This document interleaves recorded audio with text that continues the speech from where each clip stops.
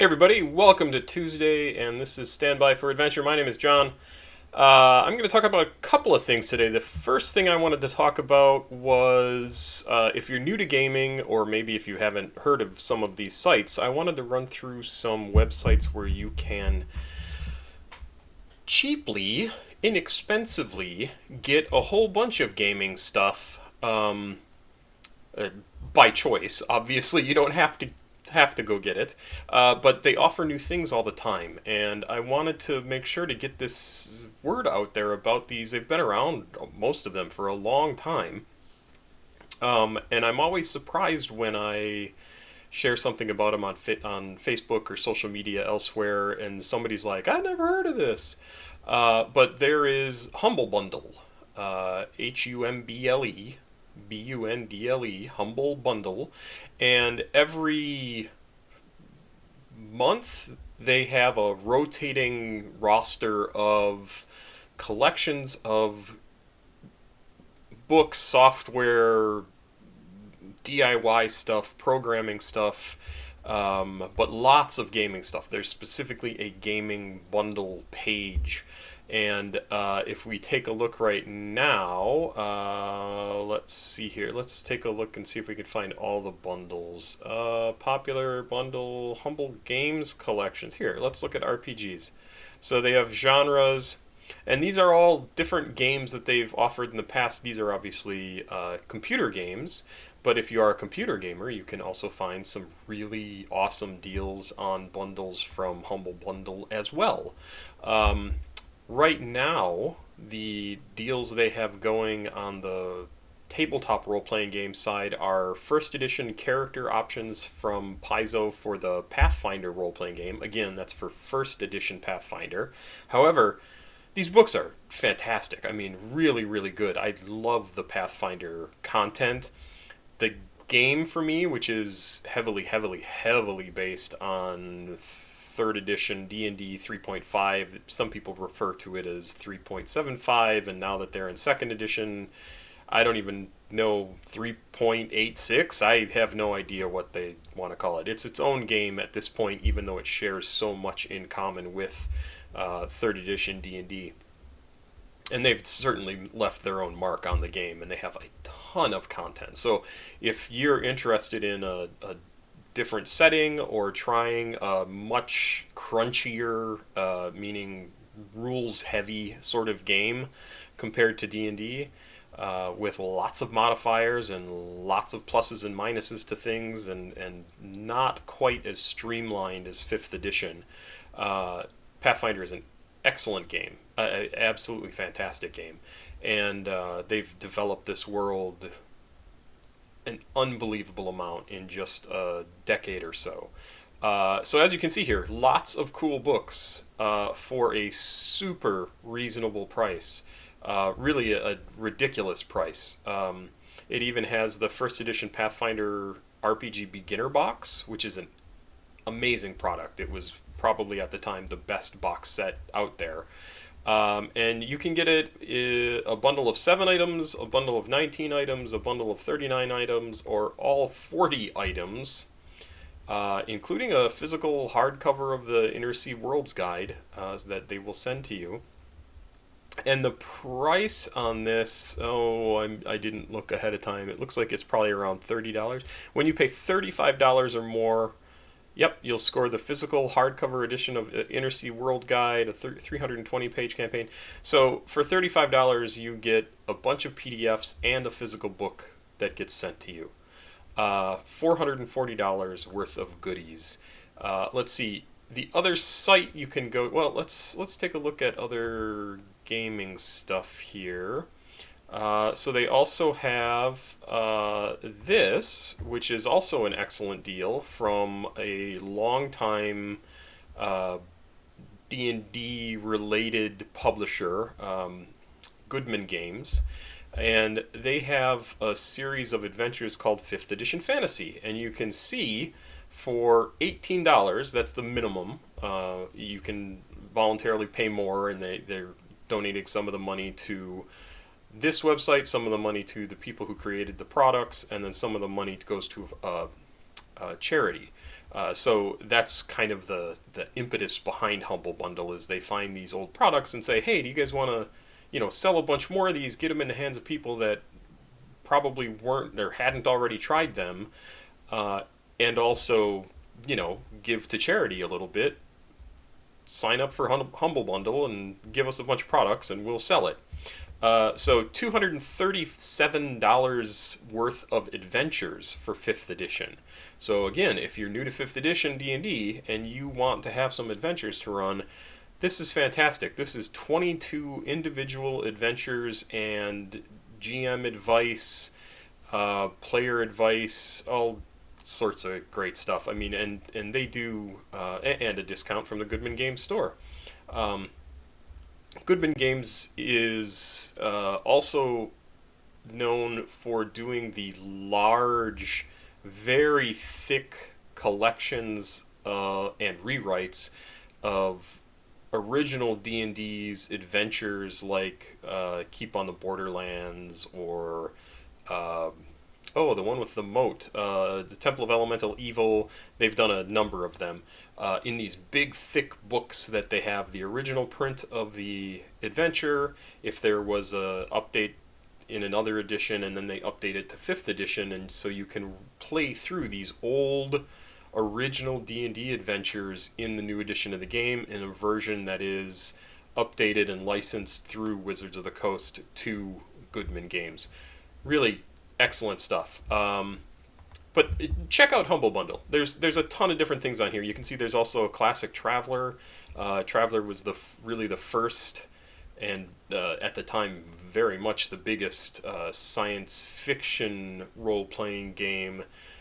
And the best way to think about Traveler is something like The Expanse.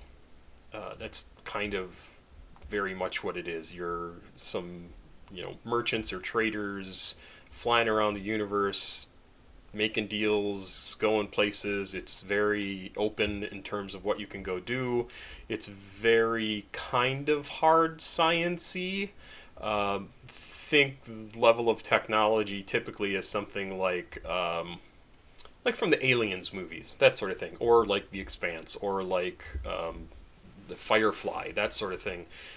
There's no magic. There might be psionics in some parts of the setting, but you can find all sorts of stuff. There's also award-winning anime up here, leading ladies in comics from Image Comics, and all sorts of fantastic stuff. And you can also find software, you can find computer games, so go check them out. Another place you can go to find things, I've mentioned them before, is DriveThroughRPG.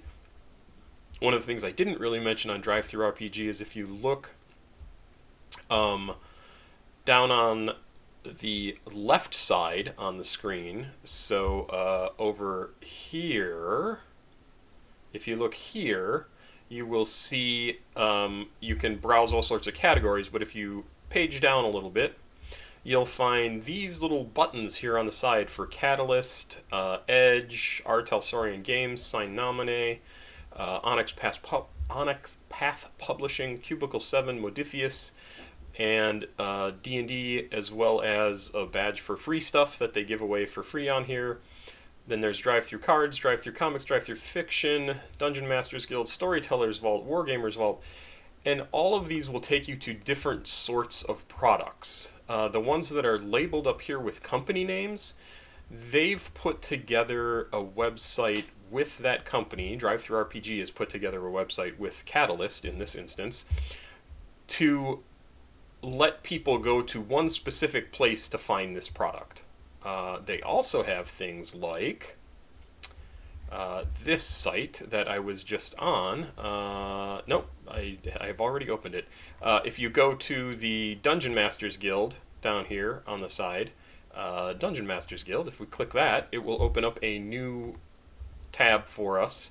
And this is basically the DriveThroughRPG storefront, but this is all adventures, character classes, races, supplemental information, all sorts of, some of it incredibly good additions to 5th edition D&D that are all created by the community and put up for sale.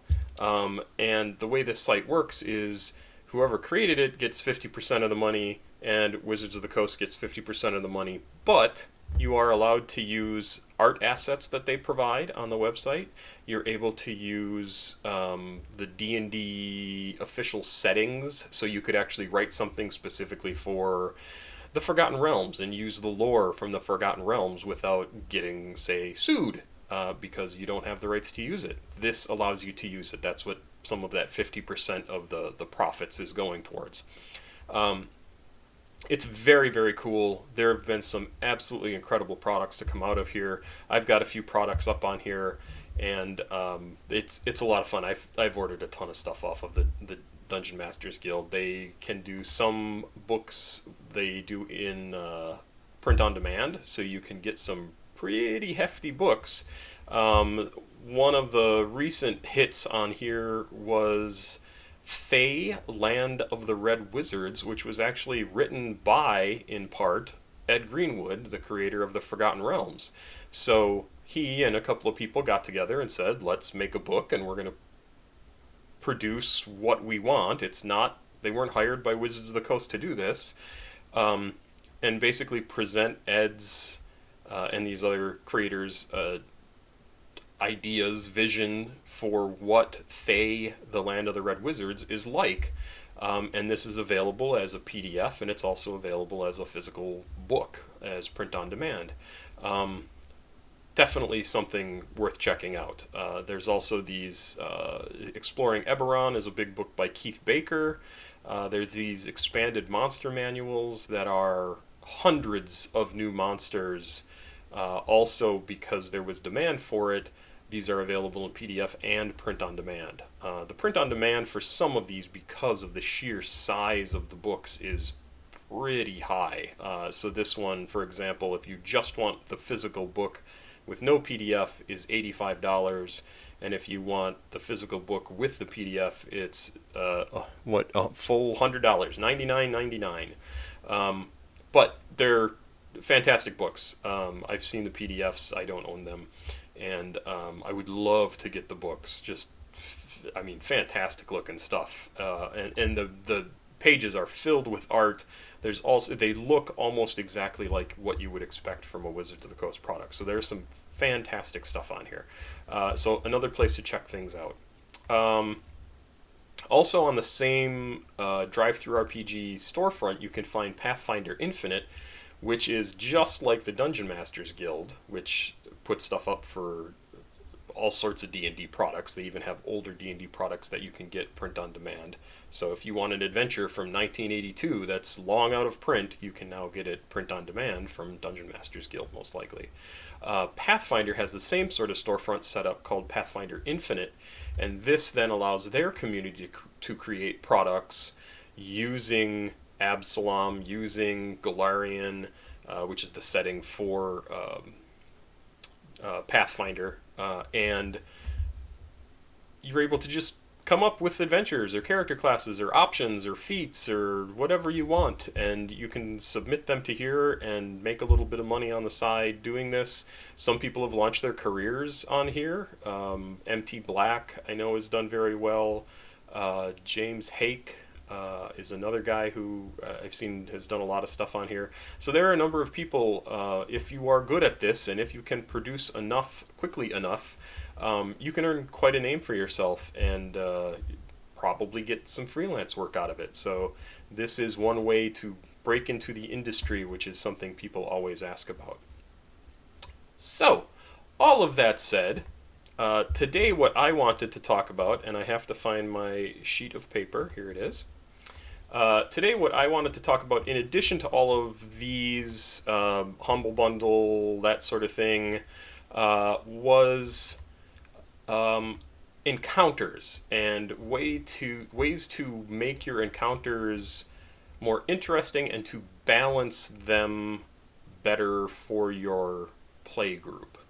I'm going to run through a few things and then I'm going to actually have us dive into the encounter builder here on D&D Beyond to give a little bit of an overview of how to build encounters and how to customize them for your playgroup. One of the things that goes on with planning encounters and either finding monsters or finding adversaries, because they could be humans or dwarves or whatever, not monsters in the classic sense, is to remember as you are coming up with ideas for your games that encounters don't always have to be difficult. And I'm specifically really talking about combat encounters here. Role-playing encounters, exploration encounters, things like that is not really necessarily for this discussion. There will be a little bit of it. But when we're talking about the parts of the game that a new GM might be really concerned about, such as, I don't want to kill all my players, or I do want to kill all my players, how do I go about doing that?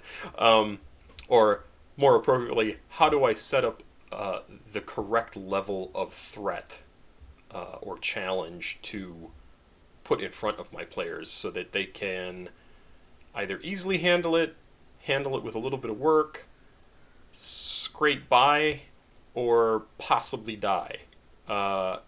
I'm one of those GMs that typically wants, in a serious fight, I typically want the players to feel like, we better get serious. This is going to kill us if we don't work together.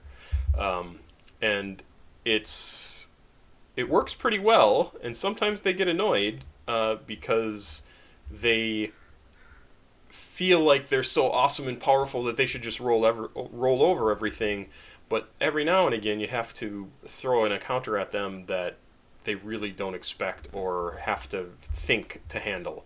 Otherwise, it's just a cakewalk. There's no challenge to it. There's no reason to get invested. You need to have, like we talked about in one of the videos the other day, if all you do is hit the button every time and you get your food, then there's no game to it. There's no challenge. You just show up, do your thing, leave, and you're done. There's no desire to do anything different or to learn anything or to try anything new, because what you're doing works. Why change it? So vary your encounter difficulties. And one of the things to remember if you're playing with gamers who have been playing for a long time is they're probably going to know if you throw, I'm just going to come up with something random, 5 sprites at them, which are not very powerful fairy creatures who are kind of troublemakers, as an encounter, like an actual combat encounter, and the player characters are 5th, 6th, 7th level, that's not a very hard combat. And it's not a very hard encounter. It's probably more inconvenient than anything else, especially because they're sprites. If your characters are that same, like 7th level, and you have them run into, let's go back to the owlbear from the other day. You have them run into an owlbear. That is not going to be a very challenging fight for them. It might be for one of them, but not for a group of 3, 4, 5 people. An owlbear is just not going to be that significant. And that's okay. Sometimes it's fine to just have a creature get taken out by the player characters because they happen to run into it at a time that made sense narratively, and maybe they did something stupid and made it angry, and so it attacked. But then another time they might run into something and it's much, much more difficult than they expected. For example, that same owlbear could be a huge challenge to a first level group of characters, probably even a second level group of characters. And let's take a look at that actually real quick. So if you're here on D&D Beyond, this is what I would recommend using if you're new to D&D and want to figure out how to build encounters. You'd want to create an account on D&D Beyond, go over to your tools, and then there's this encounters beta that's open, and this has been up for a while, and they're continuing to make improvements and upgrades on it.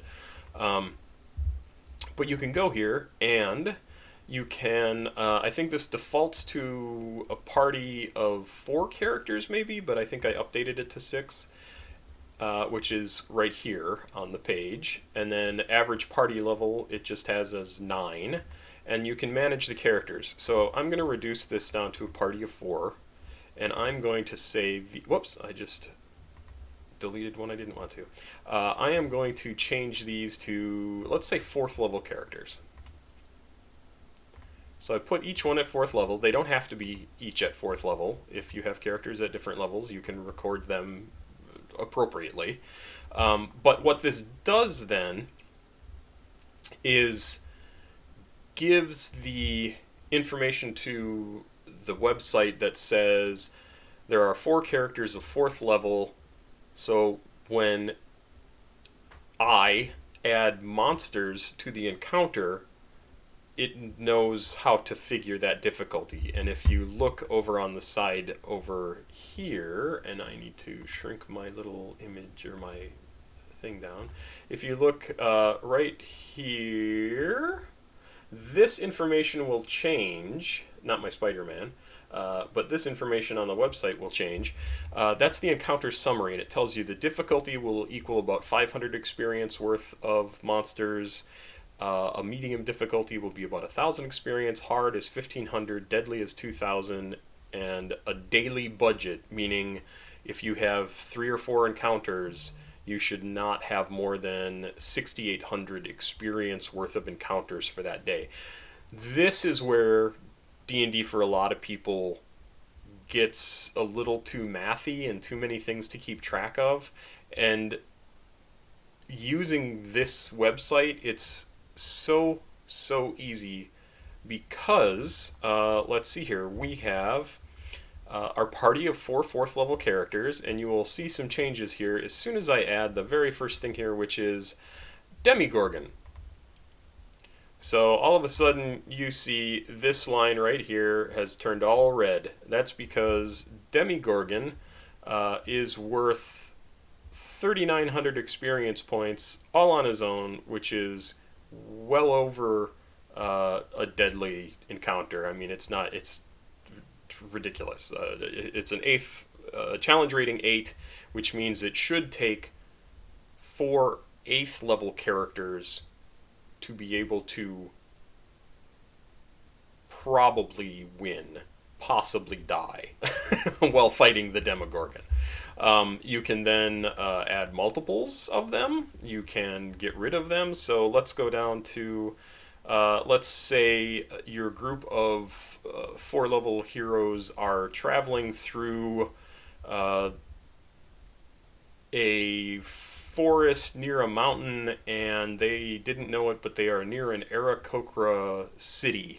And again, Aarakocra are a winged humanoid race, but these are like barbarians who are xenophobic and attack anybody who comes within sight of them because they want weapons and food. And so you need to figure out, like, how big is this raiding party, and do I want it to be the main encounter, or is this just introducing them? Let's go with the idea of just introducing them. So I'm going to introduce the Aarakocra to the party. They are going to swoop down and attack. I want this to be a pretty easy challenge. Now, looking at the page here, it's pretty small on your screen, but Aarakocra, as they are written up, are only a challenge rating of 1/4. So that means one of these guys is a fairly even fight for a single 1st level character. That's the easiest way to think of it. So 1/4 means one of your 4 characters in your party it would be a challenge for. So I'm going to add one of them. You can see very little change to this bar. There's a tiny bit of gray at the very beginning of the line. But as I add more Aarakocra, and I can do that by just hitting the plus symbol right here. I know I'm pointing the wrong way. Right here, I can just add. Let's say I want there to be 6. That was 7. 6 guys. So you can see the line here again has changed to green. and it's a little bigger. And that's because it's adding up all of the experience required to create, adding up all the experience for each of the 6 Aarakocra I want to throw at the party. And because there are multiples of them, there's a little bit of a multiplier that goes in there, and I'll explain why. If you fight one single creature, this party of 4th level characters fights a single challenge rating 4 monster. That challenge rating 4 monster is probably going to have a couple of attacks, maybe 3 as like a multi attack, probably 2, and also have some other special abilities or things that it can use once or it can use over and over. It has some spells, and so it has a number of different options, but not very many different actions it can take. And considering it's one person or one creature versus 4 good guys, it's losing out in the action economy. So the players will get 4 individual turns. Each of them can take a bonus action, a standard action, and a move action, and maybe something else that they have special, or they get a second combat attack when they make an attack roll. So you can see how the players get a lot more attacks than a single monster, a lot more ability to do things than a single monster. However, when we switch that from one monster to a bunch of monsters, like this hunting party of 6 Aarakocra, then all of a sudden the Aarakocra have at least 6 actions that they are responding to the characters with. Because the Aarakocra are not as powerful as the player characters, they're not going to hit as often, they're not going to do as much damage, they're not going to have as many hit points, or have as many options, but there are still more of them, and they are going to be able to attack more often, which means the more chances you have to hit, the more likely you are to hit. So the more things you throw at a party, really, no matter what their level, the more dangerous it will be for them. You could throw 100 skeletons at a high level party, and if you wanted to run that whole absolutely obnoxious combat, just because there'd be so many die rolls, they would get hurt. Just because you're going to roll some natural 20s, you're going to roll some natural 19s and 18s, and then they're not going to have a high enough armor class, the heroes, to ignore all those attacks, and they're going to take 5 points here, 5 points there, and that will eventually wear them down. And skeletons are not challenging. They are for a low level party, but for a high level party they're not. But the number of actions they get makes them dangerous. So that's something to keep in mind when you're building encounters. And the nice thing about the D&D Beyond app here is it figures out that difficulty. So let's keep going with the Aarakocra here. So if I had 6, let's say I increase that number. Let's maybe go all the way to 12, and we'll see how. So watch here how this bar changes, and you'll see if I add a 7th, that went up quite a bit, considering this is how many was 6. So 7th Aarakocra, 8th. Now it's getting into the medium difficulty. A 9th? Okay, that's a little. 10th? 11th? Okay, now we're at a hard difficulty with 11 Aarakocra. So you can see 11 Aarakocra are going to have 11 different actions that they get every single round, plus some if they have other abilities, against the player characters having 4-ish.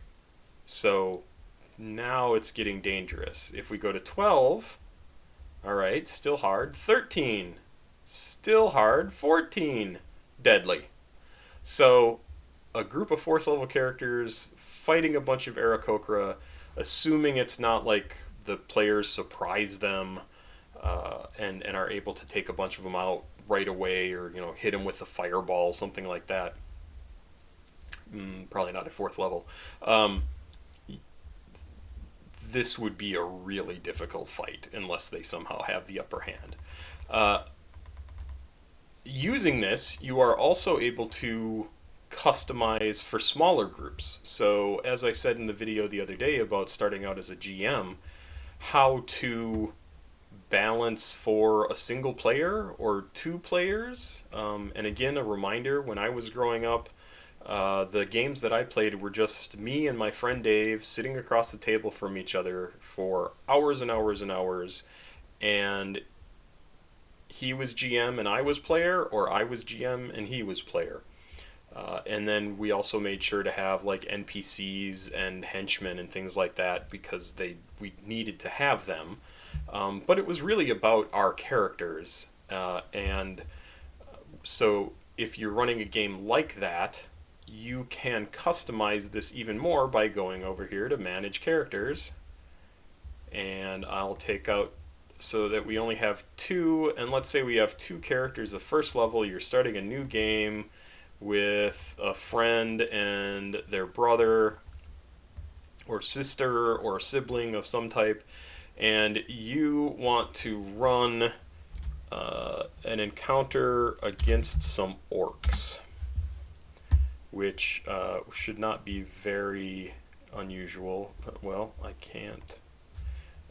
Why can't I just find orcs? There we go. Oh, orcus? No, orcs. That's weird. Orc. There it is. Not sure what I had in there wrong. So there are a few options in here for the orcs. You can see these all have the word ORC in them. So there's orc, the fiendish orc from the critical role. Some of these are not from the main rules. An orc war chief, an orc eye of Grumsh, hand of Yurtrus rather. So there are a bunch of different options, but let's just go with the stuff out of the monster manual or basic rules. So I'm going to say my two characters run into, an ambush on the side of the road. They see a carriage up ahead that was driven off to the side, and they see two orcs, kind of one of them threatening some poor innocent farmers and the other one rooting through their stuff and going to take their things. So as far as the players know, there are two orcs. Sorry, I can get rid of that. So this is one orc. One orc filled the bar up here to a hard difficulty for two first level characters. So a single orc is going to be a challenge. Two orcs is deadly. So that tells you this challenge, which you initially thought was going to be really easy, two orcs, that's not that hard.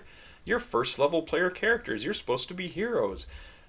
Orcs are pretty tough for an early level characters to take on their own, especially if there aren't very many of them.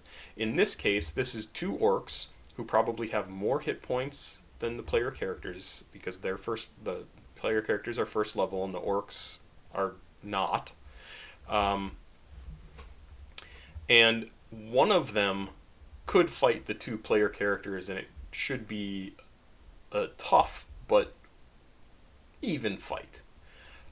With two of them, and you may want to stick with two, and that's fine, in which case you need to make sure to set the encounter up such that the players have the drop on them so that your first game doesn't become the last game of the campaign as the orcs accidentally get a couple of good blows in and just kill the characters, or you end up not killing them and instead they're captured and now they're in the orcs camp and they have to figure out how to escape. And that's how a role-playing game goes, right? You have to kind of roll with it and figure out, okay, that encounter was tougher than I thought, I need to fix this. But that's a good way to look at this, and a good way to build your encounters. And we can do any other encounters we might think of. I kind of like sticking with this low level sort of thing, especially if you're starting out as characters. Let's just see what a thug is. Of course, this isn't telling me what I want it to. Thug? It's so weird. I don't know why it keeps doing that. But here's the thug from the basic rules. Well, the thug is very similar to the orc. So they're the same challenge rating 1/2.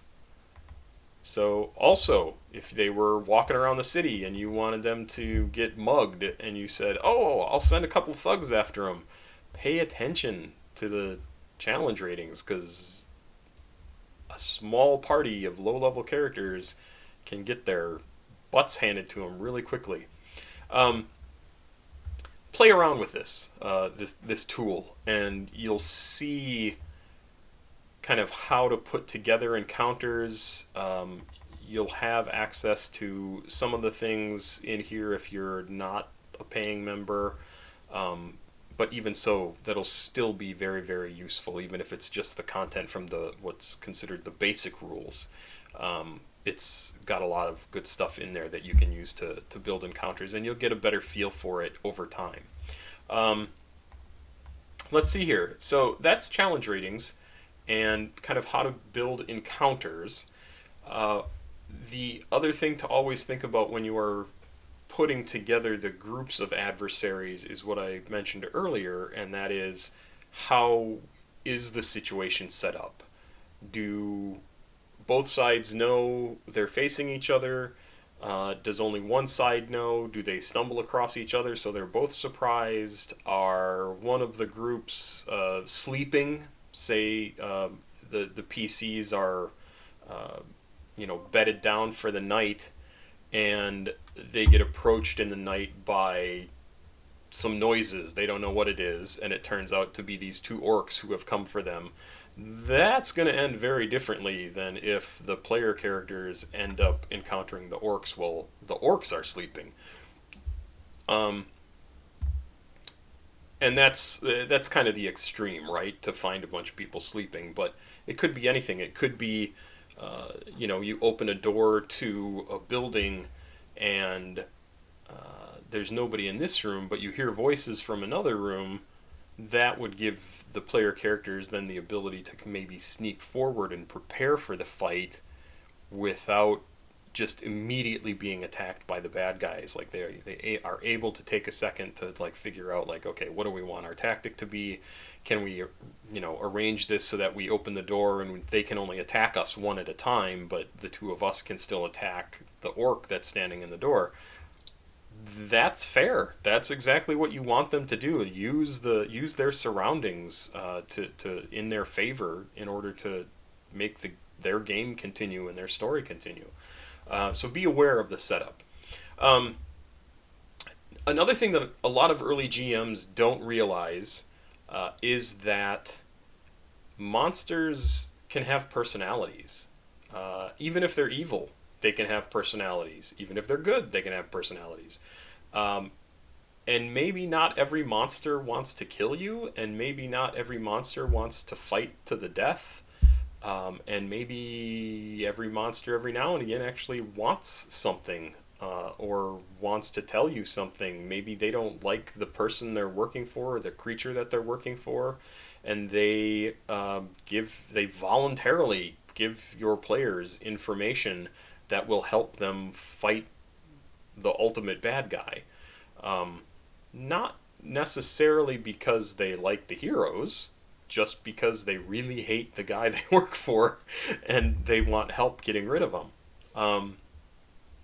I just ran a game recently where the player characters got sent to, it was supposed to be to their deaths. They were working with somebody who sent them to investigate a town, and they discovered a young black dragon there, and the player characters were only 3rd level, and a young black dragon is pretty tough. And they got in a fight, beat the dragon, beat his ghoul servants, and then afterwards, and a couple of them fell down during the fight. It was a challenging fight.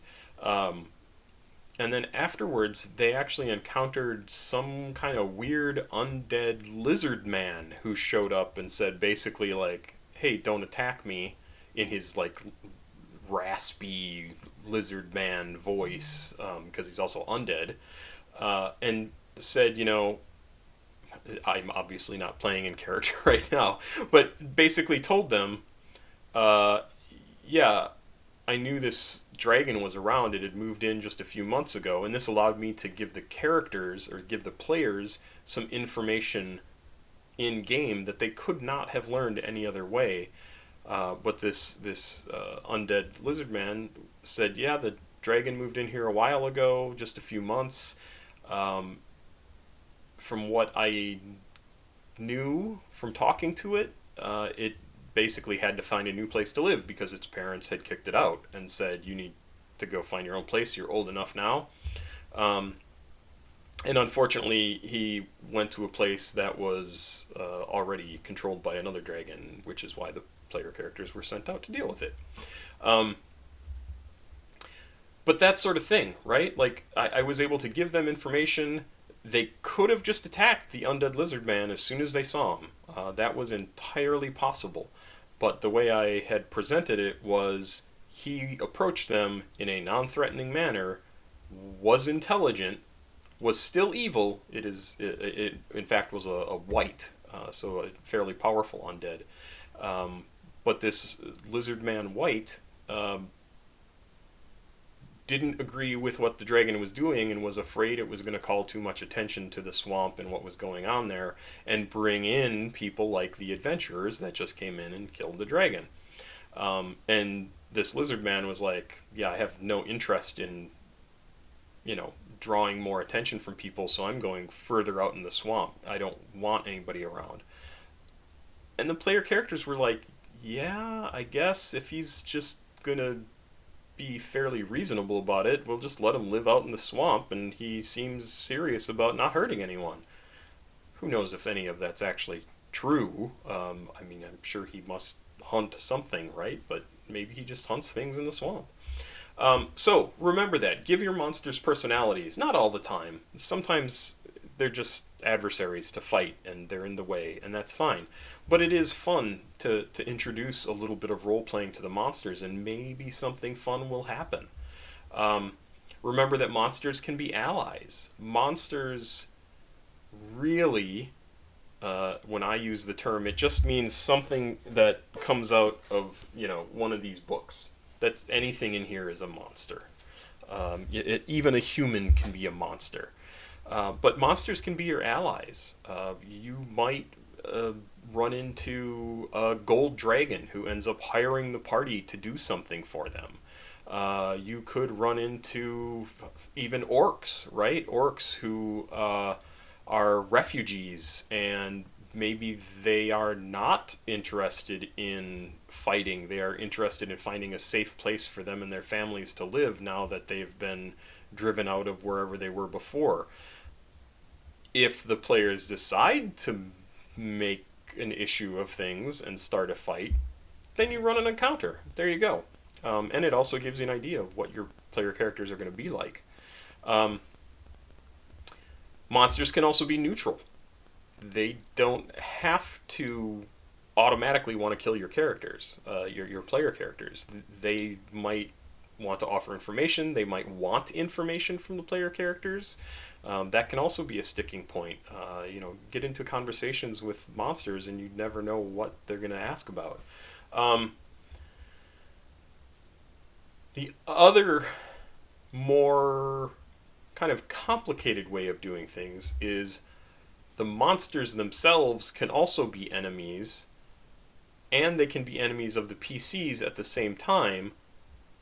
And sometimes they can shift in terms of like who they're favoring at a given time. So, maybe the players run into somebody who doesn't like who they're working for, but isn't going to allow the player characters to take all their stuff. Just because, oh, well, you're not going to fight us, we're going to take all your stuff. No, I'm not going to let you take all my stuff, even though I just gave you information to help you beat the big bad guy. I'm not going to let you just kill me and take my stuff. I will fight back, and that could end up being a good thing to do or maybe a really bad thing to do. So keep in mind, like give your monsters personalities when it seems like it's going to be interesting, and sometimes it can be goofy and silly, and that's fun. I always tend to run my games fairly straight in terms of like a straight man in comedy. Um, and just let the humor come from elsewhere. Let the humor come from the player characters joking about stuff or something ridiculous comes up in play, and I don't try to force the silliness. Um, this next one is what I just simply wrote down was don't use random encounters. As a new GM, I highly recommend that unless you are running a game in a very certain way. And I don't know if this is so much popular anymore because I haven't been a beginning D&D player for a long time. But one of the things that my friend and I loved doing when we started playing was making our dungeons and stocking every single room with a monster, because it was like, well, why would I have a room and not have something to do in it? Which, sure, if all you want to do is fight monsters, that makes sense. But they made for adventures that did not make any sense at all, in terms of like realism or the ecology of creatures. You know, like dungeons just didn't have bathrooms, for example, or waste pits or whatever. So, but it was packed full of monsters, every single dungeon. And that's because we wanted to fight so many creatures. So, if you're running a game like that and you just want to have more and more creatures for the heroes to fight, then go ahead and do random encounters. But remember again, random encounters can be so random that they're either too weak or too powerful instead of being just right. So if you're gonna have, for almost everybody, what I would say is if you're going to have random encounters, just call it a random encounter, but pre-plan it. Even if it's just to say, like, okay, I know I want to have somebody attack them because I rolled a random encounter. What should that be? And just come up with it ahead of time if you can, so that you can make sure the difficulty is of a level that the characters can handle and will still be fun and is not just a reason to have a fight. Not just a random, like, oh, okay, we came to game and we're going to have a random encounter. It doesn't add anything to the story. It's just to delay us from getting to where we're going. Random encounters kind of bother me for that reason, because they're random. They don't serve much of a purpose.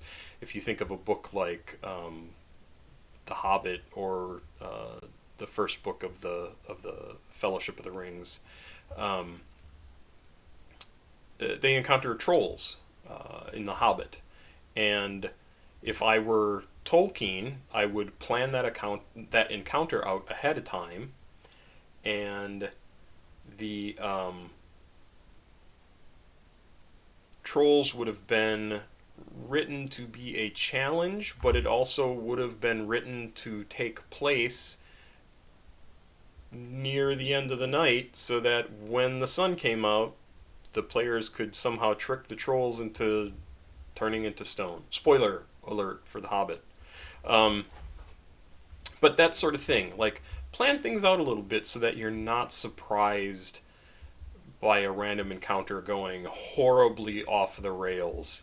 I think even a tiny bit of planning is a good idea when it comes to what was classically random encounters.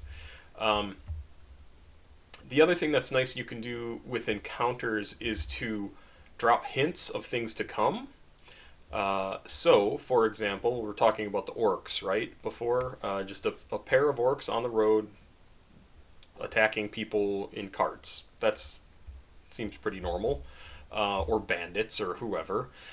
But what you can do is, instead of just introducing the orcs and saying, here they are giving these people a hard time, instead maybe have the player characters come upon a house that's been burned out recently, or you know, a bunch of animals are running loose on a farm, and that might give them an idea to like, wait a minute, why are all the chickens and goats let out of the pens and nobody's around here?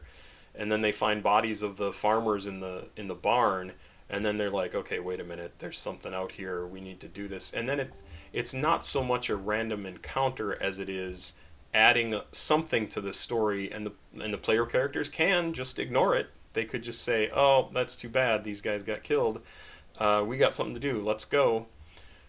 But they also might say, you know what, let's take a little while, see if we can track down whoever did this and deal with it so that they don't kill anybody else in the area. And again, that just gives the player characters a choice of what to do with this random encounter, and it's not just you run into some guys, you fight, and then you move on. You run into some guys, you fight.